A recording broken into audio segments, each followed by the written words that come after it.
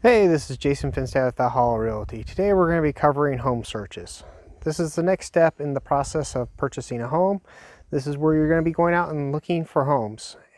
First step is identifying the criteria that you want to look for. The kind of going into the size of the property, the land size, the number of bedrooms, baths, how many square feet of the house. These are all kind of important things that you're looking for. That way you can help narrow down your search. That way you're not going to house after house after house and just kind of wasting time. This way, when you narrow down what you want, you can kind of figure out what you're going for. The next thing you're going to do is figure out the kind of the price range that you got from you getting your pre-approval. Now you can kind of see what that value gets you. Are you going to have to look for a fixer-upper, or are you going to look for able to get a house that's move-in ready, that's in great shape and has everything you want? So now that you've picked out the homes that you're looking for in your criteria, you're going to have to look at kind of what the market's doing. If it's a seller's market where the houses are moving quick, they're selling fast, and people are putting in offers up and above, well, you're going to want to start looking at houses that are a little bit below your maximum price, because you're going to want to have the wiggle room to be able to go and say, oh, I'm going to put an extra $5,000 over asking price, because everybody else is doing that in a seller's market. Now, if it's a buyer's market where there's a surplus of houses on the market and they're not selling quickly, they're staying on the market for days on end, like 20, 30 days, up to, I've seen over 100 many a time, that's when you're going to be able to start looking above your price range, because you can probably come in a little bit lower and help try to lower the price of what they're asking for.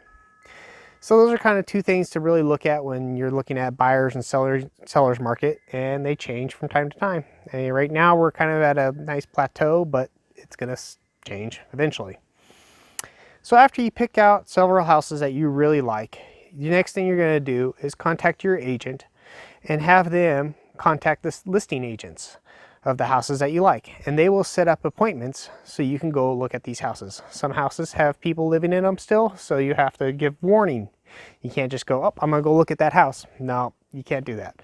Some houses are vacant and they're pretty lenient. You can be driving along and go, oh, look it up. Yeah, that one's vacant, and we can go look at it that day. The other thing you're going to want to do is look at several houses. You don't want to just go look at the first house and go buy it, because you don't really know what the market is at that moment. If you haven't been in the market or you're a first-time home buyer, you want to see what's out there and understand what your money's going to get you by comparing several houses. You might still put an offer in on that first house, but I strongly recommend looking at several houses and getting an idea of what your money can get you before making that leap, because you might get buyer's remorse if you buy the first house you see and you don't look at anything else. So the last kind of thing is, don't get discouraged. If you're sitting there searching and searching and searching and you don't find what you're looking for, it might take some time. It might take several months, it might take half a year, it might take years to find what you're looking for. But don't get discouraged, especially when you have a more finite thing that you're looking for, or you want it to be in this particular neighborhood and have these.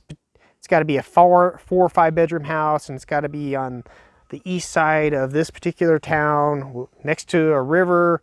Yeah, that's going to be kind of hard to find, because there's only a very few of them, and they're going to go, their prices might be a little bit higher because there's only a few, supply and demand. So these are kind of the things to look for when doing a home search. So that's my presentation on home search. And again, my name is Jason Finstad with Valhalla Realty. Thank you.